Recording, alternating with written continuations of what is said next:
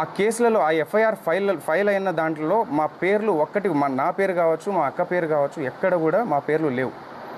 మేము ఎక్కడ తప్పు చేసినట్టు మీరు ఎక్కడైనా నిరూపించండి. మేము కంపల్సరీగా ఎక్కడైనా రావడానికి సిద్ధంగా ఉన్నాం. బాధితుల పక్షాన మేము నిలబడడానికి సిద్ధంగా ఉన్నాము. కంపల్సరీగా ఇదైతే గట్టిగా చెప్తా. ఆ ఆంజనేయ స్వామి మీద ఒట్టేసి చెప్తున్నా. మా బంజారా కుల దైవమైనటువంటి సేవాలాల్ సాక్షిగా చెప్తున్నా. తుల్జా భవాని మా అమ్మవారు, తుల్జా భవాని అమ్మవారి పైన అమ్మవారి పైన ఒట్టేసి చెప్తున్నా. మాకు ఈ మైక్రో ఫైనాన్స్ స్కామ్కి ఎటువంటి సంబంధం లేదు.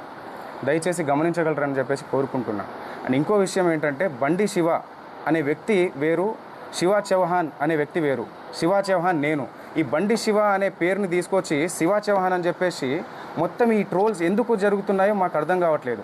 ప్రతి వీడియో పోయినా మా అక్క ఫోటో పెట్టి ఇది చేస్తున్నారు. ప్రధాన నిందితున్న నేనని చెప్పేసి వచ్చిన ఆరోపణ ఏదైతే ఉందో ఈరోజు మంగ్లీ పైన అటాక్గా మారిపోయింది. దీని వెనకాల ఎవరున్నారు ఏంటి అని చెప్పేసి వాస్తవాలు ముందు అది తెలియాల్సిన విషయం. అది డిపార్ట్మెంట్ ముందు పెడుతుంది. ప్రతి ఒక్కరిని శిక్షించాలి, బాధితులకి న్యాయం జరగాలని చెప్పేసి కోరుకుంటున్నాను.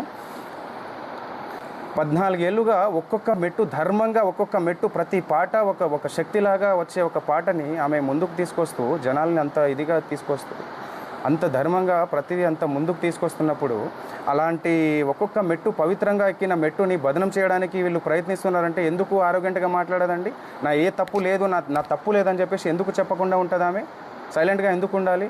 మీరు అడిగిన ఏదైతే అవి డబ్బులు ఏవైతే అడిగారో అని చెప్పేసి నాకు ఇట్లా అని చెప్పేసి ఎందుకు? మేము ఏదైనా లీగల్గా వెళ్తున్నాం.